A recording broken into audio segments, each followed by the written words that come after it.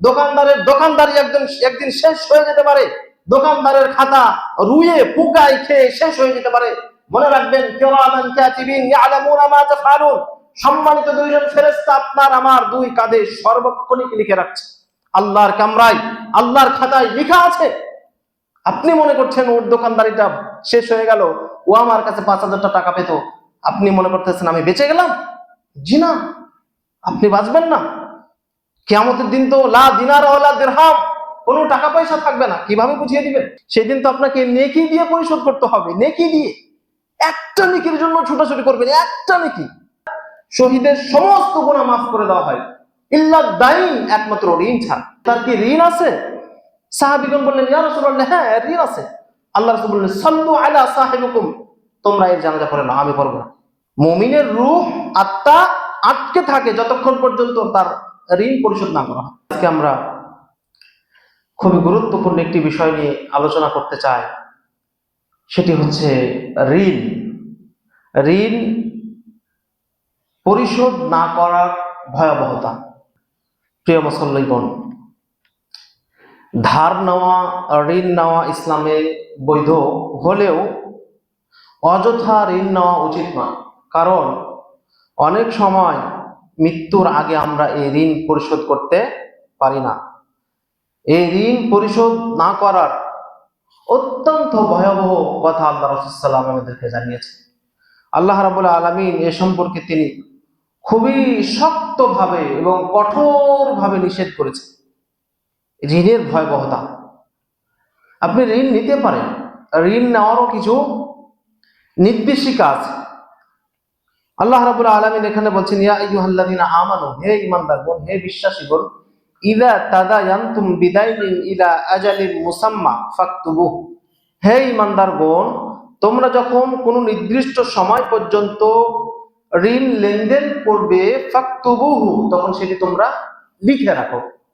তাহলে এই আয়াত স্পষ্টভাবে প্রমাণ করছে যে দুনিয়ার জীবনে আমরা একে অপরের সাথে লেনদেন করবো, এটাই স্বাভাবিক। আপনি একজন ভাইয়ের পাশে এগিয়ে আসবেন, আমি একজন ভাইয়ের পাশে এগিয়ে আসবো, আমার পাশে আরেকজন এগিয়ে আসবে, আমার মুসলিম ভাই, এটাই স্বাভাবিক। এটা একজন মুসলিমের হওয়া উচিত। আল্লাহ রাব্বুল আলামিন এই আয়াতে কি বললেন? যে ঋণ নেওয়া বৈধ, ঋণ নেওয়া অন্যায়ের কিছু না। তবে এটা মনে রাখতে হবে যে এই যে আমি ঋণটা করতেছি, এই যে আমি কর্জটা করতেছি, এটাকে আমি পরিশোধ করতে পারবো কিনা, এটা আমাদের খুব মাথায় রাখতে হবে। আর যখনই আপনি ঋণ নেবেন, এখানে দুইটা কথা বলা হয়েছে ইমানদারদের উদ্দেশ্যে। আল্লাহ বলছে যে তখন তোমরা ঋণ নিবে, তখন তোমরা একটা চুক্তিবদ্ধ করে নাও, একটা নির্দিষ্ট সময় বেঁধে নাও, যে অমুক সময়ে আমি তোমার ঋণটা পরিশোধ করব। এবং আল্লাহ তাআলা শেষে বলছেন যে ফাকতুবুহু, এটা তোমরা লিখে রাখো। এজন্য যখনই আপনি কারোর সাথে লেনদেন করবেন, এটা লিখে রাখবেন। এটা সরাসরি আল্লাহ রাব্বুল আলামিন সূরা বাকারার 242 নম্বর আয়াতে নির্দেশ দিয়েছেন যে তোমরা যখন কারোর সাথে লেনদেন করবা, তখন সেটা লিখে রাখো। এই লিখে রাখার ফলে হবে কি? ঝগড়া, ভুল বুঝাবুঝি, প্রতারণা, এগুলো থেকে আমরা বেঁচে থাকব। যখনই একটা নির্দিষ্ট সময় থাকবে না যে আপনি ঋণটা কখন আমাকে পরিশোধ করবেন, এরকম কথা যখন থাকবে না বা লিখে রাখবেন না, তখন আমাদের মধ্যে দ্বন্দ্ব শুরু হবে, ঝগড়া শুরু হবে, বিবাদ শুরু হবে, ভুল বুঝাবুঝি শুরু হবে। তাহলে ঋণ দেওয়াও এটা খুব ভালো কাজ, কর্জে হাসানা দেওয়া ভালো কাজ। কিন্তু এটা আমাদের কিছু আমানত না রক্ষা করা, কথার মূল্যায়ন না থাকা, পরস্পর আমানতদারিতা না থাকার কারণে এটা উঠে গেছে। কেউ কাউকে এখন টাকা পয়সা দিতে চায় না। এটা অবশ্য এই সমাজটা নষ্ট করছে আমরাই। দেখা গেল একজন আপনার কাছ থেকে খুব বিপদে পড়ছে, আপনিও তাকে দিলেন, যে লোকটা আমার ভাই, প্রতিবেশী, বিপদে পড়ছে, অসুখ বিসুখে পড়ছে, তো দি ধার। দেখা গেল আপনাকে সে একটা সময় নির্ধারণ করলো যে আমার তারিখে দিব। দেখা গেল যে তার কোনো খোঁজই নেই, তাকে হারকিন জ্বালিয়েও আর খুঁজে পাওয়া যাচ্ছে না। কি আছে না? আপনার সাথে দেখাই করবে না। আপনি পারতেছেন না, কিছু সময় বাড়িয়ে নেন, যে ভাই আমি এই তারিখে টাকাটা দেওয়ার কথা ছিল, আমি পারতেছি না, আর 2টা সময় আমাকে দাও। অবশ্যই সে যদি মুমিন হয়, আল্লাহ এ কথা বলেছেন যে যারা ঋণ পরিশোধ করতে পারে না তাদেরকে তোমরা সময় দাও, এটা আল্লাহ বলেছেন। কিন্তু আমরা কি করি? পালিয়ে বেড়াই, তার সাথে দেখা পর্যন্ত করি না, পালিয়ে বেড়াই। কারণ তখন ওই লোকটাকে আরেকজনকে ঋণ দিতে চাইবে, চাইবে না।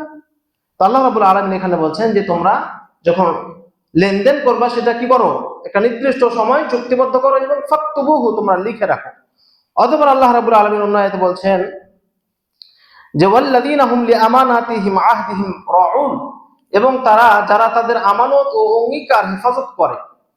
এখানে ঋণ পরিশোধ করা এক ধরনের কি আমানত, এক ধরনের আমানত। এই যে আপনি কথা দিচ্ছেন, এই যে আপনি ওয়াদাবদ্ধ হলেন, চুক্তিবদ্ধ হলেন, এটা কি আমানত।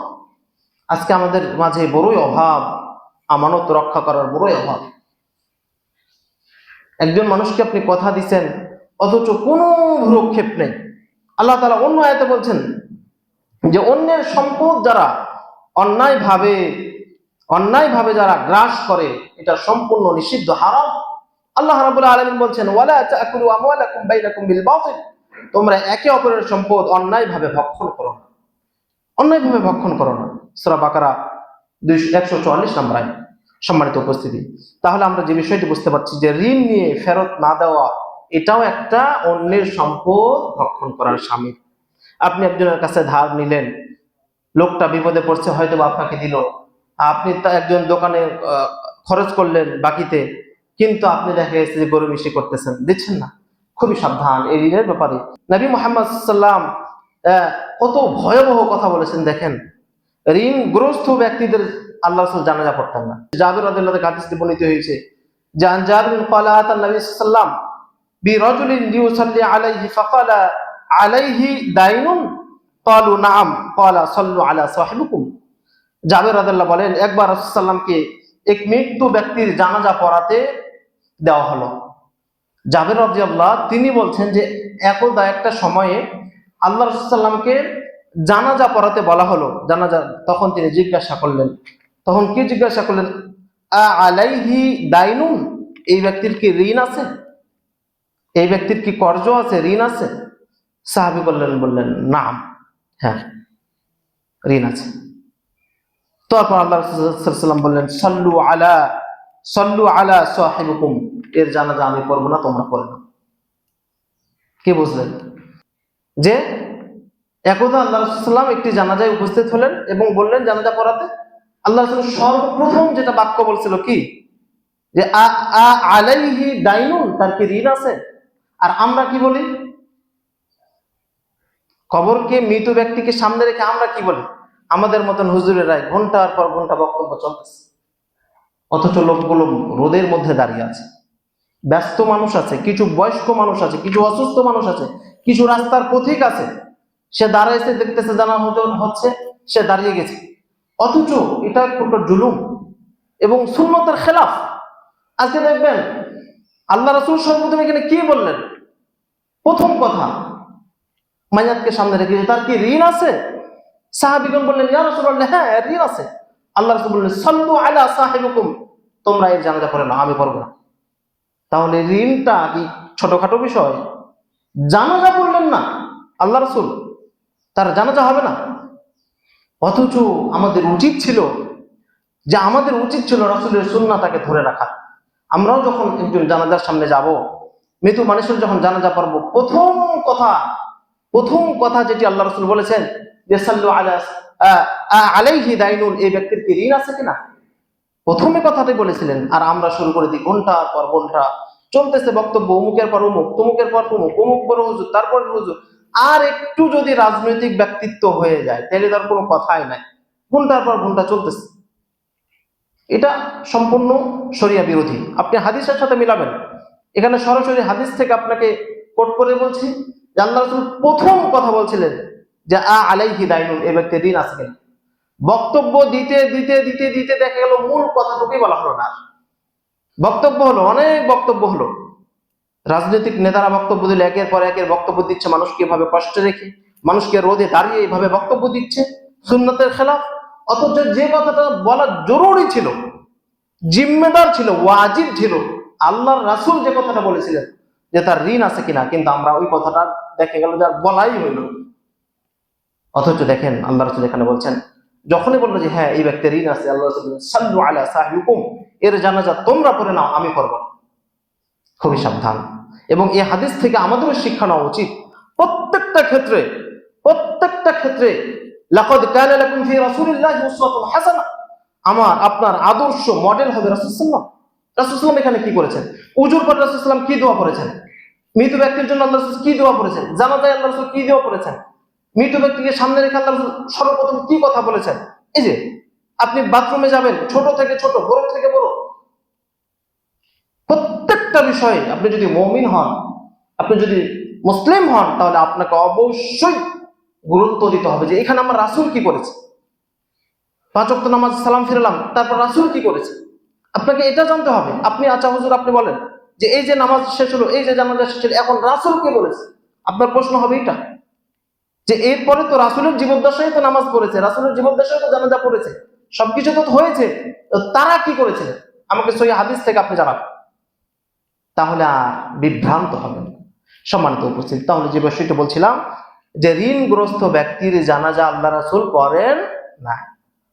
আরেকটা গুরুত্বপূর্ণ হাদিস, এখানে আরো ভয়াবহ হাদিস বলা হচ্ছে যে আল্লাহ রাসূল সাল্লাম বলছেন, হ্যাঁ, যে ঋণ এমন কঠিন একটা জিনিস, একজন ব্যক্তি যদি শহীদ হয়ে মারা যায় আল্লাহর রাস্তায় দিন ইসলামের জন্য, দিনের জন্য নিজের প্রাণকে বিলিয়ে দাও, সুবহানাল্লাহ, কত চমৎকার এবং কত বড় ফজিলতের কথা বলেন। দিনের জন্য কত সাহাবী নিজের জীবনকে বিলিয়ে দিয়েছেন। যদিও আল্লাহ রাসূল বলেছেন শহীদ হয়ে মারা গেলেও ঋণের গুনাহ মাফ হবে না। সবকিছু মাফ হতে পারে, ঋণের গুনাহ মাফ হবে না। আল্লাহ রাসূল সাল্লাল্লাহু আলাইহি ওয়াসাল্লাম কি বলছেন দেখেন, সহিহ মুসলিম হাদিসে এসেছে যে ইউগফারু লিশাহিদিন কুল্লা যামবিন ইল্লা দাইন। আল্লাহ রাসূল বলেছেন শহীদের সমস্ত গুনাহ ক্ষমা করা হয়। শহীদ ব্যক্তি যারা সোহাদা, যারা আল্লাহর দ্বীনকে আল্লাহর জমিনে কায়েম করার জন্য, দ্বীনের জন্য যারা যুদ্ধক্ষেত্রে, রণক্ষেত্রে কাফেরদের আঘাতে যারা শাহাদাত বরণ করে, মৃত্যুবরণ করে, তাদের সমস্ত গুনাহ মাফ হয়ে যায় ইল্লা দাইন, একমাত্র ঋণ। অথচ এই বিষয়টা আজকে আমাদের কাছে খুব অবহেলিত। ওই বেচারা আপনাকে ঋণ দিয়ে ও আরেক বিপদে পড়ে গেছে, অথচ বিপদ তো আপনার, ওর বিপদ নাই। আপনি ঋণ নিছেন, ওর বিপদ নাই, ও মহা খুশিতে আছে, সময় মতো আপনার কাছে সে বুঝিয়ে দিবে, কিন্তু আপনি তো বড় বিপদে পড়ে যাবেন। শহীদের কথা বলা হচ্ছে যে শহীদ হয়ে মারা গেলে ঋণের এটা মাফ নাই, ক্ষমা নাই, বান্দার সাথে জড়িত পাব। আপনি অমুক ব্যক্তির আপনি 5 টাকা মেরে খেয়ে এখন কাবা ঘরের গ্লাভ ধরে, হ্যাঁ, কাবার যেটা দরজা, সেখানে হাদিসে এসেছে যে পিঠ এবং বুক লাগিয়ে দোয়া করলে দোয়া কবুল হয়, এবং হাজিরা তাই করে। আপনি এখন দোয়া করতেছেন যে আল্লাহ ওই শাহিদ মুন্সির দোকানে আমার 10,000 টাকা বাকি আছে, আল্লাহ দিতে পারি না, আল্লাহ তুমি মাফ করে দাও, কবুল হবে? হবে। তার কাছে এসে মাপ নিতে হবে, এটা বান্দার সাথে জড়িত পাব। আল্লাহ রাসূল অন্য একটা হাদিসে বলা হয়েছে যে নাফসুল মুমিন মুআল্লাকুন বিয়াদাইহি হাত্তা ইউকযা আনহু, মুমিনের রূহ তার ঋণের কারণে আটকে থাকে, ঝুলন্ত থাকে, যতক্ষণ না তার ঋণ পরিশোধ করা হয়। মুমিনের রূহ, আত্মা আটকে থাকে যতক্ষণ পর্যন্ত তার ঋণ পরিশোধ না করা হয়। অথচ বাস্তবতা কি? একটা মানুষ মারা গেছে, আপনার বাপ মারা গেছে, আপনার ভাই মারা গেছে, আপনার হিতাকাঙ্ক্ষী মানুষ মারা গেছে, তার কিছু ঋণ আছে, কোনো খবর নাই ওই ঋণ সম্পর্কে কোনো খবর নেই। কিন্তু দেখেন আবার টাকা পয়সা আপনার ম্যানেজ হয়ে গিয়ে আবার ধুমধাম খাওয়া দাওয়া চলতেছে। অথচ আপনি তো বুঝলেন না, সত্যিকার অর্থে যদি আপনি লোকটার হিতাকাঙ্ক্ষী হতেন, আপনি সত্যিকার অর্থে যদি মনে করতেন যে আমার ভাইটা মারা গেছে, আমি তাকে ভালোবাসি, আমি চাই সে জান্নাতে যাক, তাহলে আপনার দ্বারা কাজ হতো না। আপনি কি করতেন? সর্বপ্রথম তার ঋণটা পরিশোধ করতেন, কারণ তার রুহটা তো আটকে আছে, ক্ষমা হবে না তো এটা। অথবা আপনি কি করলেন? যেটা তার উপর জিম্মেদার, যেটা তার উপর ওয়াজিব, সেটা বাদ দিয়ে আপনি এখন খাওয়া দাওয়া শুরু করলেন। আমি শুনেছি যে যদিও খাওয়া দাওয়া না করা হয়, কি করা হয়, ভাই ব্রাদার আত্মীয় স্বজন সবাই মিলে সেখানে অংশগ্রহণ করে। আরে তুমি পারতেছো না, আমি 5,000 দিই, তুমি 10,000 দাও। ওকে বলবেন যে ভাই আমার আব্বা যে মারা গেছে, সব থেকে জরুরি কি, আমার আব্বা 10,000 টাকা ঋণ রেখে গেছে, ওই ঋণটা আগে পরিশোধ করতে হবে। ও দেখবেন টাকা দিবে না, খাওয়া দাওয়ার আয়োজন করেন, ঠিকই টাকা দেবে। সম্মানিত উপস্থিত, তাহলে আপনাকে বুঝতে হবে কোনটা জরুরি, কোনটা ওয়াজিব, কোনটা ফরজ, কোনটা সুন্নত, এটা বুঝতে হবে। যেমন আপনি এখন হাদিসে এসেছে যে পৃথিবীর মধ্যে সর্বশ্রেষ্ঠ ফজরের 2 রাকাত নামাজ, সুন্নত নামাজ, দুনিয়া এবং দুনিয়ার মধ্যে যা কিছু আছে সব থেকে উত্তম।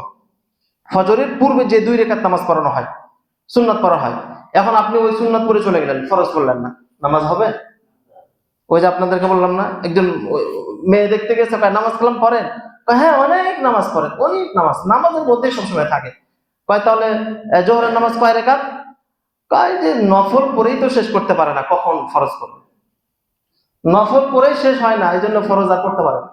এই হচ্ছে বাস্তব সমাজের চিত্র। আপনার জিম্মেদার ছিল ঋণটা পরিশোধ করা, আমার বাপের ঋণটা পরিশোধ করা, যেভাবে হোক তার সম্পদ বিক্রি করে হলেও ঋণ পরিশোধ করতে হবে। অথচ ওইটা বাদ দিয়ে আপনি বেদাতি অনুষ্ঠান শুরু করলেন, যেটার ব্যাপারে কোনো কল, কোনো ইমামদের থেকে কোনো কিছু নেই, কোনো কিছু নেই। সম্মানিত উপস্থিতি, এই জন্য আমরা সাবধান হয়ে যাই, আমরা বুঝার চেষ্টা করি ঋণ খুবই গুরুত্বপূর্ণ বিষয়। যার কাছে ঋণ খেয়েছেন, তার দোকানদারের খাতা একদিন বিলীন হয়ে যেতে পারে, দোকানদারি একদিন শেষ হয়ে যেতে পারে, দোকানদারের খাতা রুয়ে পোকায় খেয়ে শেষ হয়ে যেতে পারে। মনে রাখবেন, কিরামান কাতিবিন ইয়ালামুনা মা তাফআলুন, সম্মানিত 2 জন ফেরেশতা আপনার আমার 2 কাঁধে সর্বক্ষণিক লিখে রাখছে। আল্লাহর কামরায়, আল্লাহর খাতায় লেখা আছে। আপনি মনে করছেন ওর দোকানদারিটা শেষ হয়ে গেল, ও আমার কাছে 5,000 টাকা পেত, আপনি মনে করতেছেন আমি বেঁচে গেলাম? জি না, আপনি বাঁচবেন না। কিয়ামতের দিন তো লা দিনার ওয়ালা দিরহাম, কোনো টাকা পয়সা থাকবে না। কিভাবে বুঝিয়ে দিবেন? আল্লাহ রাসূল বলছেন, আমরা কি বলতে পারো সব থেকে গরিব কে? সব থেকে গরিব কে? ইয়া রাসূলুল্লাহ, যার টাকা পয়সা নেই তারাই গরিব সব থেকে? এটা সোজা কথা। আল্লাহ রাসূল বলেন, না না না না, সে সব থেকে গরিব না। গরিব ওই যে লোকটা আসমান সমান নেকি নিয়ে কিয়ামতের দিনে উঠবে, অতঃপর পাওনাদার এসে হাজির। আমাকে আমার 5 টাকা তার কাছে আমি পাবো, 20 টাকা পাবো, আমাকে অন্যায় ভাবে আমার জমি আত্মসাৎ করছে, আমার দোকানে সে বাকি খাইছিল, এই যে পাওনাদার এসে হাজির। পাওনাদারকে দিতে দিতে দিতে দিতে দিতে আমার সব নেকি শেষ। পাওনাদার আরো 20 জন এসে দাঁড়িয়ে আছে, আরো লোক আরো পাবে। এখন তো আমার নেকি শেষ, আসমান ভর্তি নেকি শেষ হয়ে গেল, এখন কি হবে? পাওনাদার তো আরো আছে, স্পষ্ট সহিহ মুসলিমের হাদিস। তখন বলা হবে যে ওই পাওনাদার ব্যক্তিগুলোর গুনাহগুলো আমার মাথায় চাপিয়ে দেওয়া হবে এবং জাহান্নামে নিক্ষেপ করা হবে। খুবই সাবধান, খুবই সাবধান। আজকে কিছু মানুষ দেখবেন সমাজের বাস্তবতা তুলে ধরছে, আপনিও নিজের সাথে মিলান। বাকি খাইছে, একজন মানুষ ঋণ পাবে, টাকা থাকা সত্ত্বেও মানুষ দেয় না, টাকা থাকা সত্ত্বেও দেয় না। ওরে ভাই, সে তো আপনি তাকে ফাঁকি দিলেন। আবার কিছু মানুষ দেখবেন এমন আছে, ওর দোকানে বাকি খাইছে, তারপরে এখন কি করছে, ওর কাছে যাইলে তো টাকা চাবে, ওই টাকা নিয়ে অন্য দোকানে চলে, ওর কাছে আর যায় না। সম্মানিত উপস্থিতি, খুবই সাবধান। দুনিয়ার জীবনে টাকা পয়সা না থাকলেও চলে যাবে, এদিক সেদিক করে জীবন চলে যাবে। সেদিন তো আপনাকে নেকি দিয়ে পরিশোধ করতে হবে, নেকি দিয়ে। একটা নেকির জন্য ছুটাছুটি করবেন, একটা নেকি পাবেন না কারো কাছে, এটাই বাস্তবতা। এই জন্য আসি, আমরা বুঝার চেষ্টা করি এই ঋণের মতন ভয়াবহ বিষয়টা, আমরা বুঝার চেষ্টা করি। যেখানে শহীদ, আল্লাহর রাস্তায় যারা শহীদ হয়ে মারা যায়, তাদের সমস্ত গুনাহ মাফ হয়ে যায়, কিন্তু ঋণ মাফ হবে না। সালাফগণ বিশেষ করে এই ঋণের ব্যাপারে আমাদেরকে তিনারা সতর্ক করেছেন। সালাফগণ যেমন ইবনে উমর ইবনুল খাত্তাব রাদিয়াল্লাহু বলতেন যে ইয়াকুম আদ-দাইন ফাইন্নাহু দিল্লু বিল-লাইল ওয়া হুম বিন-নাহার, ঋণ থেকে তোমরা সতর্ক থাকো। ওমর ইবনুল খাত্তাব রাদিয়াল্লাহু বলছেন যে খবরদার, কিছু মানুষের অভ্যাস আছে, দেখবেন সামান্য একটু বিপদ আপদ হলে ঋণ ধরাও, কিস্তিতে হারাম ঋণে জড়িয়ে গেল। হালাল ভাবেও আপনি বেশি ঋণ করবেন না, যেটা দিতে পারবেন না। আবার কিছু মানুষ আছে দেখবেন যে কোটি কোটি টাকা ঋণ করে সে 5 তলা 10 তলা 20 তলা বাড়ি বানাচ্ছে। ওর মতো পাগল, ওর মতো বোকা পৃথিবীতে কেউ। যে তোমরা ঋণ থেকে সতর্ক থাকো, কারণ ঋণ রাতের বেলায় অপমান এবং দিনের বেলায় দুশ্চিন্তা। সারাদিন আপনি কত নিউজ দেখবেন, ঋণের বোঝা মাথায় নিয়ে সে আত্মহত্যা করছে, দেখেন নাই?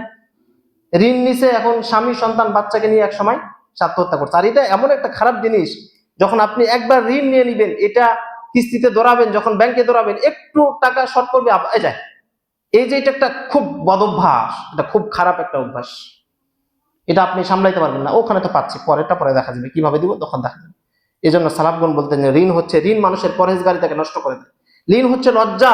কতদিন আপনি পালিয়ে বেড়াবেন? কতদিন মানুষের কাছে দেখা যায় আপনাকে পালিয়ে বেড়াতে হচ্ছে, মানুষ আপনাকে এসে খুঁজে বেড়াচ্ছে। আর এই বড় ফিতনা তো এসেছে এই যে কিস্তি। আপনি দেখবেন আপনাকে কিস্তি দিবে না আপনার বউকে ছাড়া। কেন? আমরা তো বোকা প্রত্যেকটা। আপনি মনে রাখবেন, ইহুদি খ্রিস্টান তারা মুসলমানের ক্ষতি করার জন্য তারা প্রতিটা সেকেন্ড তারা লেগে আছে বিভিন্ন কলা কৌশলে। সরাসরি যদি আপনাকে বলে যে আপনার বউকে রাস্তাতে নামাতে হবে, আপনি নামাবেন না। সরাসরি যদি বলে আপনি নামাজ পড়তে হবে না, আপনি এটা ছাড়বেন না। আপনাকে কৌশলে ভাবে আপনার বউকে, আমার বউকে, আপনার মেয়েকে, আপনার স্ত্রীকে রাস্তায় নামাচ্ছে। একটা সময় দেখবেন সকালবেলায় বক্তব্যের আয়োজন হতো, ওরা কি করলো, এখন সরাসরি যদি বলে বক্তব্য পড়ানো, আপনি এটা শুনবেন না, আমি এটা শুনবো না, তখন ওরা কৌশলে ঠিক ওই সময় ব্রাক চালু করে দিল। ব্রাক, যেটা প্রাইমারি থেকে একটু শিক্ষার মান ভালো করে এটা চালু করে দিল ঠিক ওই সময়, যেন বক্তব্য না যে এখন ওখানে। সম্মানিত উপস্থিতি, তাহলে এই বিষয়গুলো আমাদেরকে বুঝতে হবে। সালাফগণ আমাদেরকে সতর্ক করেছেন। আব্দুল ইবনে উমর রাদিয়াল্লাহু বলছেন, মান কাসরা দীনাহু কুল্লা রাহু, যে ঋণ পরহেজগারিতাকে নষ্ট করে দেয়। ইমাম মালিক ইবনে রাহিমাহ বলছেন, লা খায়রা ফিদ দ্বীন ইল্লা ফি যারুরা। ইমাম মালিক রাহমাতুল্লাহ বলছেন যে অত্যাবশ্যক না হলে কখনো ঋণ করবেন না। খুব জরুরি না হলে কখনো এই ঋণের দিকে যাবেন না। অতএব আল্লাহ আমাদেরকে বোঝার তৌফিক দান করুক। বিশেষ করে এই যে হাদিসগুলো থেকে আমরা জানতে পারলাম যে আল্লাহ রাসূল সাল্লাল্লাহু আলাইহি ওয়াসাল্লাম একটা জানাজার সামনে আসলেন এবং বললেন, সর্বপ্রথম কথাই ছিল তার কি ঋণ আছে, তার কি ঋণ আছে। সাহাবীগণ বলেন, ইয়া রাসূলুল্লাহ, হ্যাঁ তার ঋণ আছে। আল্লাহ রাসূল বললেন, সাল্লু আলা সাহিবিকুম, আমি তার জানাজা পড়বো না, তোমরা তার জানাজা পড়ে নাও। রাসূলের মতন একজন ব্যক্তিত্ব, তিনি জানাজা থেকে চলে গেলেন, জানাজা পড়লেন না। বোঝার চেষ্টা করি। আল্লাহ আমাদের সকলকে বোঝার তৌফিক দান করুক, আল্লাহুম্মা আমিন। বিশেষ করে আমরা যারা 5 ওয়াক্ত নামাজের যেন আমরা হেফাজত করতে পারি, এবং আজকের যে খুবই গুরুত্বপূর্ণ বিষয়টি সেটি হচ্ছে ঋণ। এই ঋণ থেকে যেন আমরা বেঁচে থাকতে পারি। সর্ব অবস্থায় চেষ্টা করবেন ঋণ না করার। একান্ত যদি করতেই হয় তাহলে খুবই সীমিতভাবে করে, যতটুকু না করলেই নয় অতটুকু করে আপনি কি করবেন, এটা পরিশোধ করে দেওয়ার চেষ্টা করবেন। না হলে এর থেকে বাঁচতে পারবেন না। কিয়ামতের দিন নিজের নেকি দিয়ে এটা পরিশোধ করতে হবে। আল্লাহ আমাদের সকলকে বোঝার তৌফিক দান করুন। আল্লাহুম্মা আমিন। ওয়া আখিরু দাওয়ানা আলহামদুলিল্লাহ।